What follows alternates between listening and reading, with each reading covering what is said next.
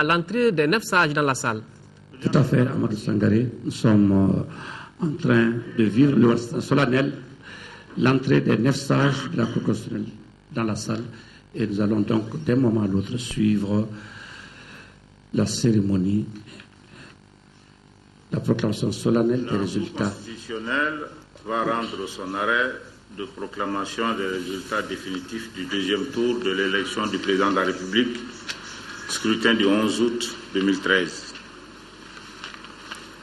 La Cour constitutionnelle, vu la Constitution, vu la loi 97-010 du 11 février 1997, modifiée par la loi numéro 02-011 du 5 mars 2002, portant loi organique déterminant les règles d'organisation et de fonctionnement de la Cour constitutionnelle, ainsi que la procédure suivie devant elle. Vu la loi numéro 06-044 du 4 septembre 2006, portant loi électorale, modifiée par les lois numéro 2011-085 du 30 décembre 2011 et 2013-017 du 21 mai 2013. Vu le décret numéro 94-421 PRM du 21 décembre 1994 portant organisation du secrétariat général du greffe de la Cour constitutionnelle.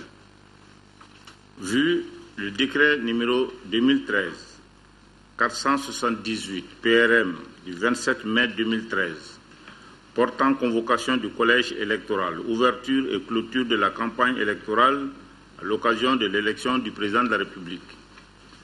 Vu le règlement intérieur de la Cour constitutionnelle en date du 28 août 2002, vu la proclamation de la Cour constitutionnelle en date du 4 juillet 2013, arrêtant la liste définitive des candidats à l'élection du président de la République, scrutin du 28 juillet 2013.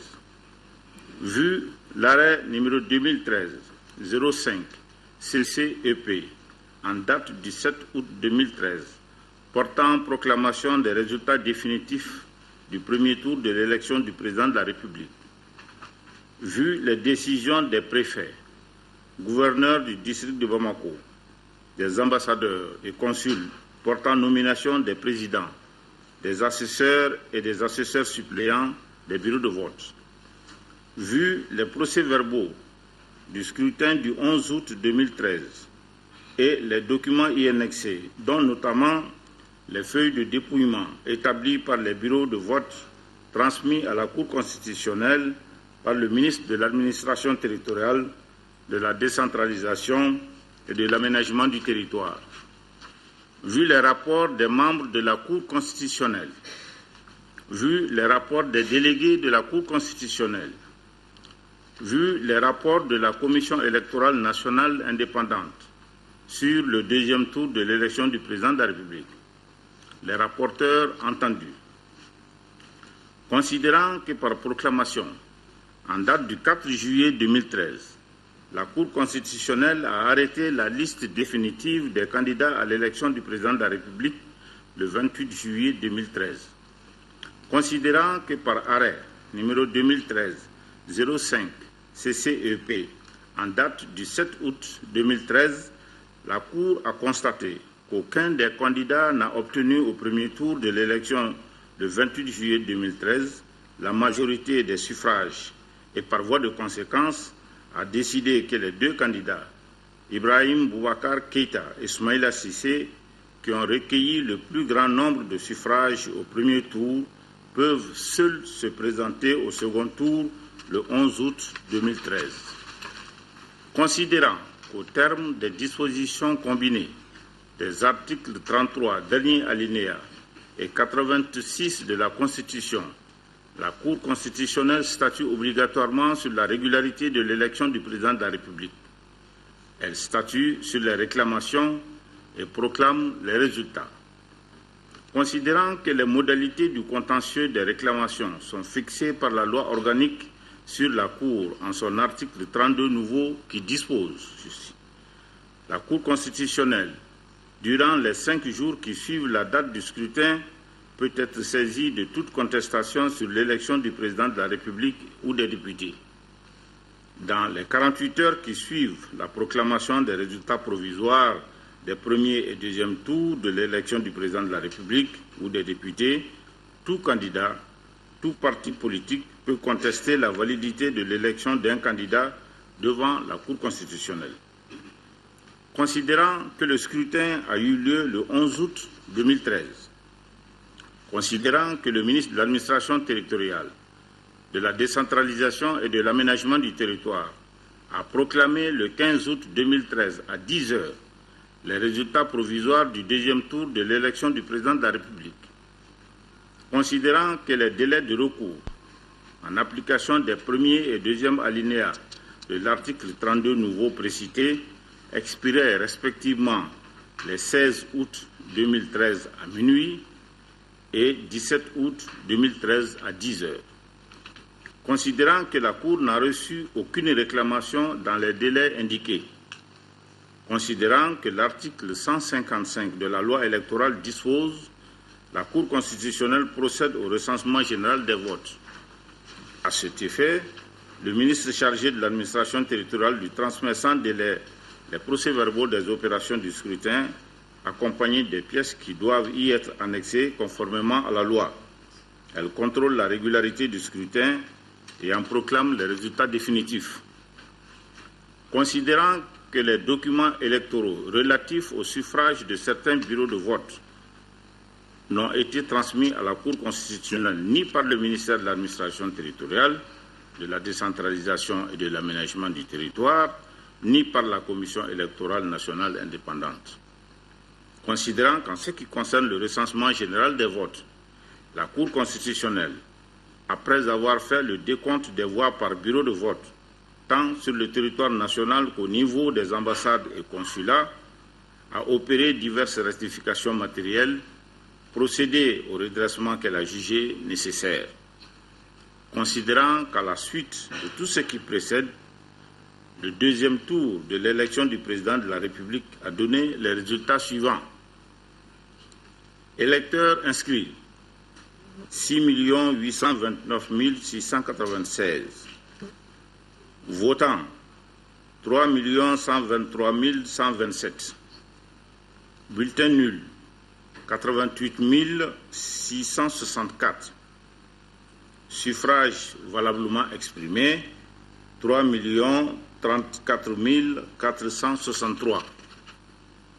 Majorité absolue, 1 517 232. Suffrages obtenus par Ibrahim Boubacar Keïta, 2 355 394, soit 77,62%.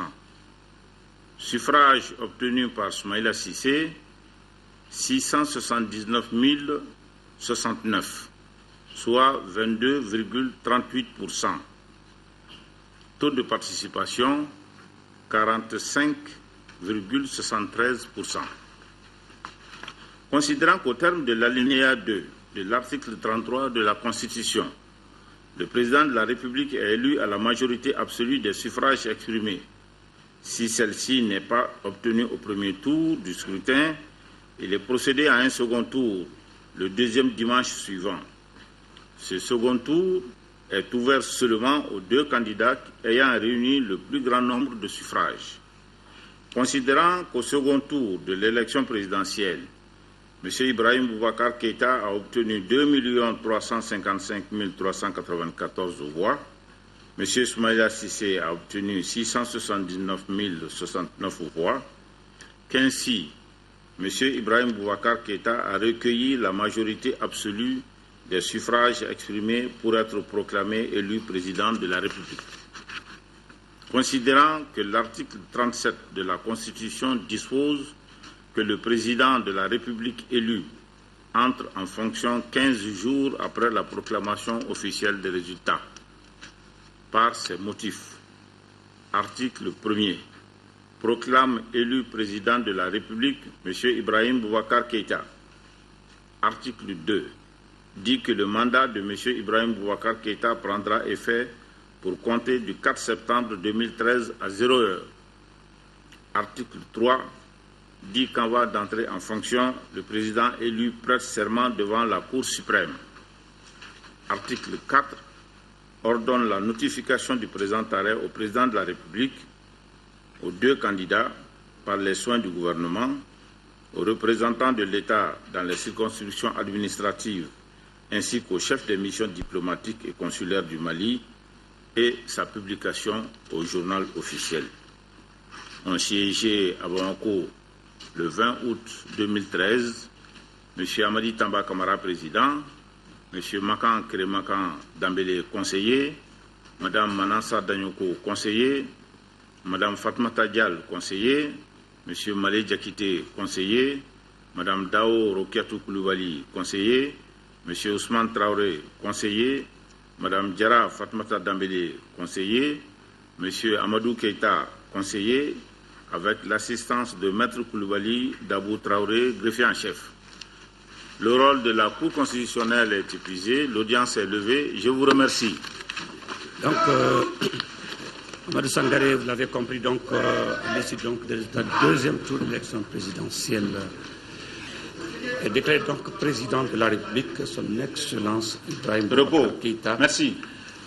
Et son entrée en fonction, ça sera 15 jours au regard de l'article 7 de la Constitution, l'article 37 de la Constitution. Ibrahim Boubacar Keïta entrera donc en fonction dans 15 jours comme président de la République. Donc, pour ceux qui viennent donc de prendre en vol cette cérémonie, sachez que vous suivez en direct et en intégralité depuis la Cour constitutionnelle donc les résultats définitifs de l'élection du président de la République suite au deuxième tour de l'élection présidentielle qui avait opposé Ibrahim Boubacar Keïta à Soumaïla Cissé. Donc, je rappelle qu'il y a eu 6 829 193 inscrits, votant 3 123 127, bulletins nuls 88 664, taux de participation 45,73%, suffrage exprimé 3 034 463, majorité absolue 1 517 232. Ibrahim Boubacar Keïta est élu donc avec 2 355 394 voix, soit 77,82%. Soumaïla Cissé remporte donc 679 069 voix, soit 22,38%. En rappelant donc les dispositions de la Cour constitutionnelle à son article 37, le président de la République est désormais M. Ibrahim Boubacar Keïta. Il entre en fonction 15 jours après cette date de proclamation. C'est-à-dire que l'entrée en fonction du nouveau président de la République, c'est à partir du 4 septembre 2013 à 0h au regard donc des dispositions de la loi. Donc, je répète encore pour ceux qui viennent de nous suivre, c'est que à compter de l'instant donc prend fin donc l'élection présidentielle au Mali et le nouveau président de la République à l'issue du scrutin, c'est M. Ibrahim Boubacar Keïta qui va porter désormais le titre prestigieux de son Excellence, M. le Président de la République, avec 77,82%, soit 2 355 394 électeurs, remportant du coup la majorité absolue des voix.